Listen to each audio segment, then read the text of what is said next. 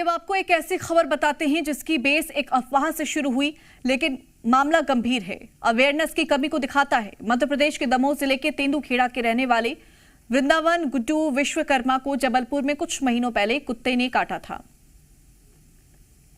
जिसके बाद उनकी तबीयत बिगड़ी और उनकी जांच कराई गई। जांच में पता चला कि गुड्डू के शरीर में रेबीज इन्फेक्शन फैल गया है। इलाज हुआ लेकिन गुड्डू बच नहीं सके। परिवार, नाते, रिश्तेदारों ने मिलकर उनका अंतिम संस्कार कर दिया। अमूमन ऐसा किया जाता है, वैसे ही हुआ।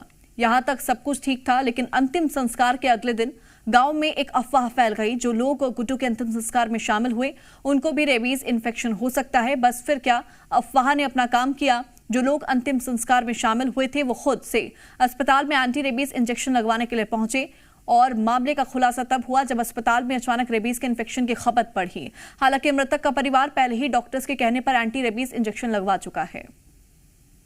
पिताजी गुड्डू विश्वकर्मा जी को 3 महीने पहले कुत्ते ने झपटा था, जिसमें उनको लार लग गई थी और 3 महीने बाद उनकी तबीयत खराब हो गई और उनको रेबीज हो गया, जिससे कारण उनकी मृत्यु हो गई।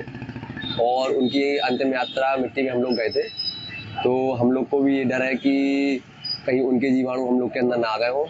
इसलिए 50 से ज़्यादा लोगों ने वैक्सीन लगवा लिया, इसलिए हम लोग भी डरे हुए हैं, इसलिए हम लोग भी वैक्सीन लगवाएंगे। तो क्योंकि हम लोग को डर है कि जैसे कोरोना जैसे ये भी ना फैल जाए, इसलिए हम लोग भी वैक्सीन लगवाएंगे। हमारे पड़ोसी वृंदावन और गुड्डू विश्वकर्मा, जिनकी अभी मृत्यु हो गई है, उनको 3 महीने पहले करीब एक कुत्ते ने झपट्टा मारा था, जिसकी वजह से उनके हाथ में उसकी लार आ गई थी, जिसकी वजह से उनकी अभी मृत्यु हो गई। उनके शरीर में रेबीज वायरस की वजह से उनकी मृत्यु हो गई। तो जितने लोग उनके अंतिम यात्रा में गए थे, सारे लोगों ने वैक्सीन लगवा ली है रेबीज की। 50 से ज़्यादा लोगों ने रेबीज की वैक्सीन लगवा ली है, हम लोगों ने भी लगवा ली है। सब लोग को डर है कि रेबीज वायरस उनके अंदर ना आ गया हो, इस वजह से। खेड़ा में किसी की रेबीज के कारण से मृत्यु हुई है, जिसमें उनकी अंतिम यात्रा में जितने लोग शामिल हुए थे वो सब लोग वैक्सीन लगवा रहे हैं। बट जो भी मेडिकल साइंस बोलती है वो यही बोलती है कि ऐसे व्यक्ति जो उस मरीज के ब्लड, लार या उसके नाखूनों की खरोच के कारण से अगर इन्फेक्टेड हुए हैं तो उनको ही वैक्सीन लगवाना चाहिए।